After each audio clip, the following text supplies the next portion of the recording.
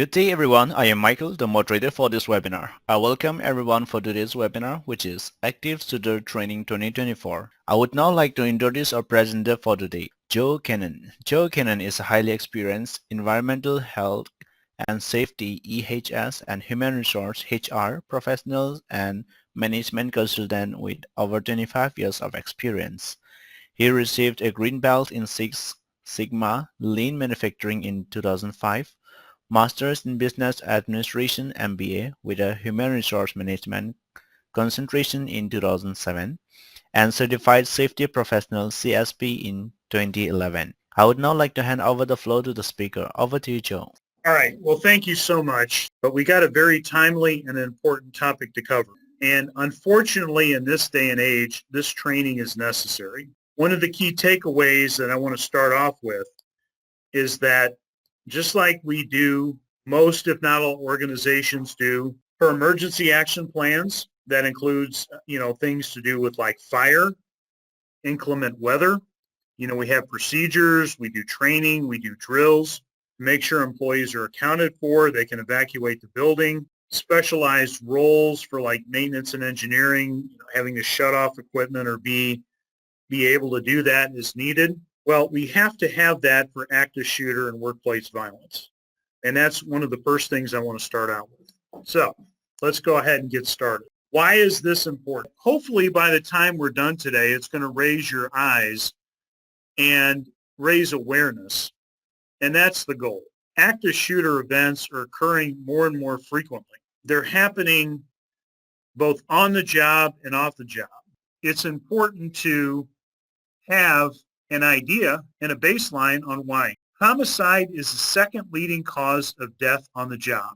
About 20 Americans are murdered each week at work, and 18,000 are assaulted each week. On average, American workers murder 3 to 4 supervisors a month, and incidents of employees killing supervisors have doubled in the last 10 years. Active shooter scenarios with mass casualty events are happening more frequently and can occur at any time and anywhere. More recent examples, FedEx warehouse, workplace, Indianapolis, 2021, 8 killed, 5 injured. Walmart in El Paso, Texas, 22 killed, 26 injured. Buffalo, New York, supermarket, 10 killed, 3 injured. Harry Pratt County warehouse, Aurora, Illinois, 2019, 5 killed, 6 injured.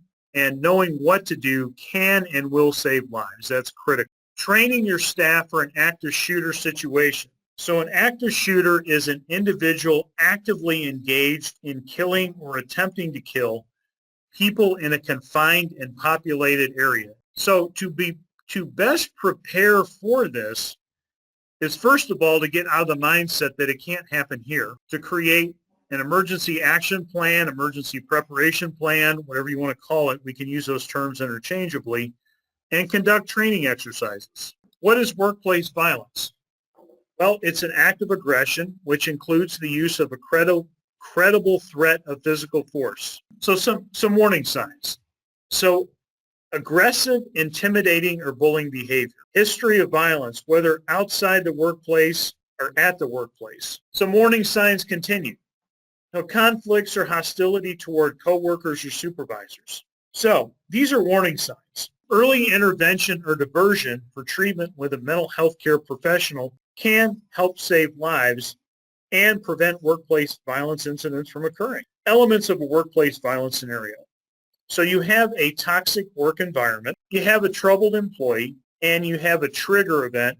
So a toxic work environment created by business conditions, job security, or there's mergers and acquisitions going on, downsize, troubled employee. So a change in their ability to deal with daily problems, an event that leads to a violent response, and it may be something minor. This ties into emergency action plans or emergency preparedness plans. Conducting active shooter drills and role-playing scenarios are a critical component of this to be successful. For the FBI, you want to designate shelter locations. You also want to have a survival mindset, according to the FBI. Train on response options. You also want to ensure that you're familiar with current active shooter and other emergency response plans. It's important, again, according to the FBI, for employees to be trained so that they can react if they're ever confronted with an active shooter situation. So again, according to the FBI, if you're in harm's way, you will need to decide rapidly what the safest course of action is based on the scenario that is unfolding before you. So responding to an active shooter event. In an active shooter event, you should quickly determine the most reasonable way to protect your own life.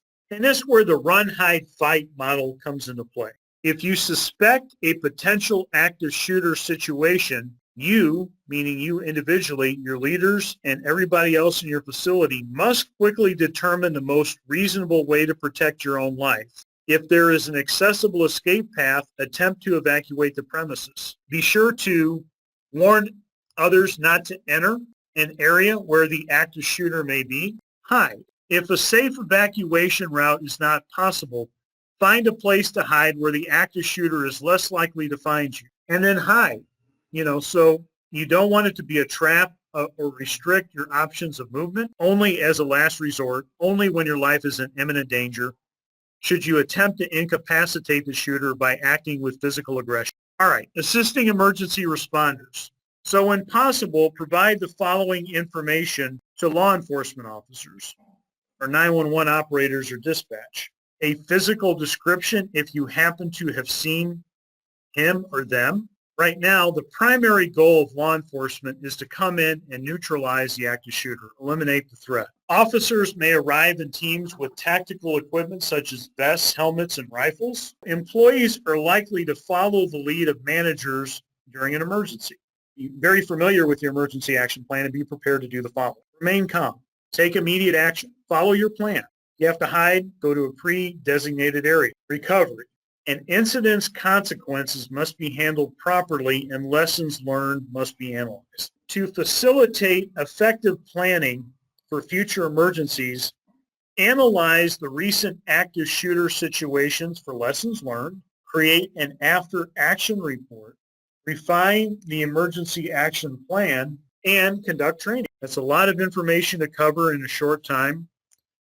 I appreciate you hanging with me. Well, first of all, once again, I want to wish everybody a very happy holiday season. I hope everybody had a great Thanksgiving holiday if you're from the United States. And I want to wish you and your families and your employees a very blessed holiday season. And I appreciate it. And I hope you all have a great weekend. Once again, thank you so much, Joe. So that does conclude the session for today. Thank you everyone for participating. You may all disconnect now. Have a great day ahead. Bye-bye.